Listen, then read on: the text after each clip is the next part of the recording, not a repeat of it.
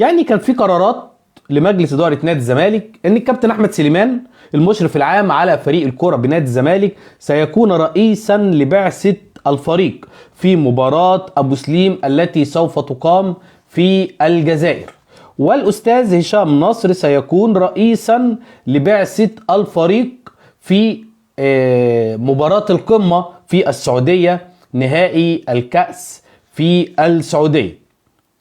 طيب تعالوا ندخل على موضوع تاني. ايه هو الموضوع التاني اللي احنا عاوزين نتكلم عليه؟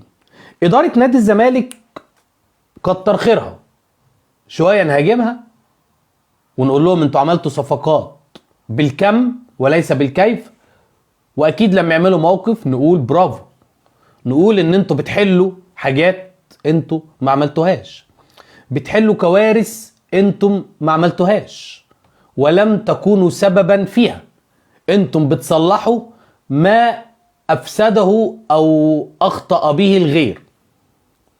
بعد حصول احمد بالحاج على حكم من الفيفا ضد الزمالك باحقيته في 1,400,000 جنيه، محامي اللاعب عقد جلسة مع مسؤولي الزمالك لجدولة المستحقات المتأخرة بداية من الشهر الجاي.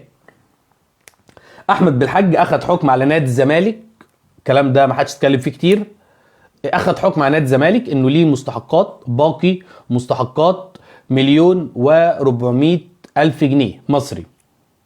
مسؤولين الزمالك اسرعوا في التفاوض مع محامي بالحج عشان خاطر نقدر نجدول الفلوس اللي هتبدأ جدولتها من الشهر ده.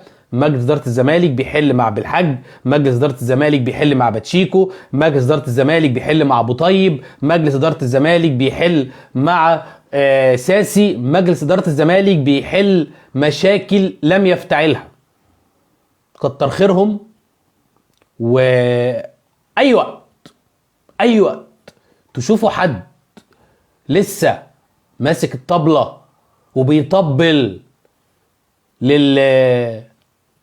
الاغنيه الشهيره بتاعتنا، انتوا عارفين هتعملوا فيه ايه. اللي يقابلهم يتك عليهم قوي، لان انا بتك عليهم قوي وهم بيكرهوني قوي. طيب ده بالنسبه للكلام والحكايات والروايات. تعالوا بقى ايه الناس لسه ايه تحبوا تضحكوا؟ تعالوا نضحك، هنضحك مع بعض شويه. تعالوا نضحك. هقول لكم نكته. مستر حج، انتوا عارفين طبعا مستر حج مين؟ اول ما اقول مستر حج هو مستر حج عامر حسين بالهندي. مستر عامر حسين بيكلموه، يعني الراجل بيتكلم على جدول الدوري والضحك اللي بيقدمه في جدول الدوري والتأجيلات اللي بالكوم والبتنجان والكلام الحلو الجميل ده. فالراجل قال لهم بصوا بقول لكم ايه، هاتوا شركة عالمية تعمل اللي انا بعمله في جدول الدوري. هاتوا شركة عالمية تعمل اللي انا بعمله في جدول الدوري، وانا بقول لكم الشركة مش هتستحمل والاجهزة بتاعتهم هتفرقع. والله يا حاج عامر يا حسين انت خليتهم لي هم اللي هيفرقعوا. هم ايه دول يا محمد اللي هيفرقعوا عندك؟ مرارتي الحاج عامر هيفقعهم لي. هيفقع لي ايه؟ مرارتي. يا في حاجه غير المراره في جسم البني ادم تفرقع؟ مرارتي هيفقع لي المراره. والله بص يا حاج عامر، جهاز يهنج، جهاز يعمل ما الجهاز هيهنج ليه؟ ما انت لما تحط على الجهاز العالمي اللي كل الدنيا شغاله بيه، ما هو كل الدنيا شغاله باجهزه، بتحط جدول الدوري بتاعك وبتحط الارتباطات المحليه بتاعت او الارتباطات الدوليه بتاعت المنتخب وبتاعت الانديه، بتحطهم على سيستم بجد مش هزار. والمغرب والسعوديه بيعملوا كده، تحطهم على برنامج معين وتدوس انتر كده زيريبيو يطلع لك جدول زيريبيو تمشي عليه. الناس المحترمه يمشوا على الجدول الزيريبيو ده، ولا تأجيلات يابا ولا حاجة يابا، والدنيا زبادي خلاط.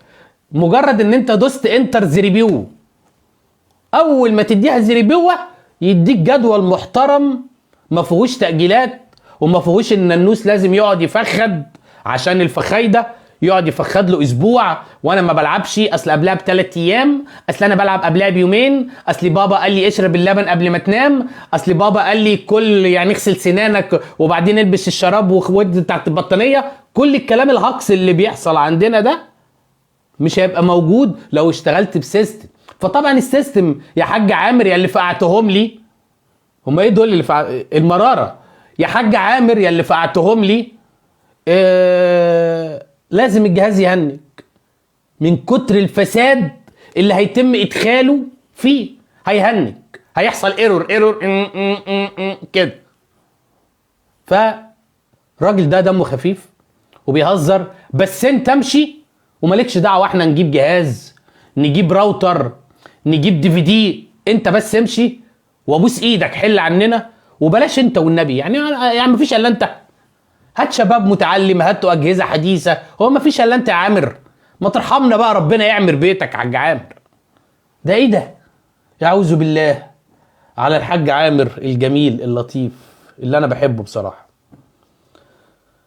طيب تعال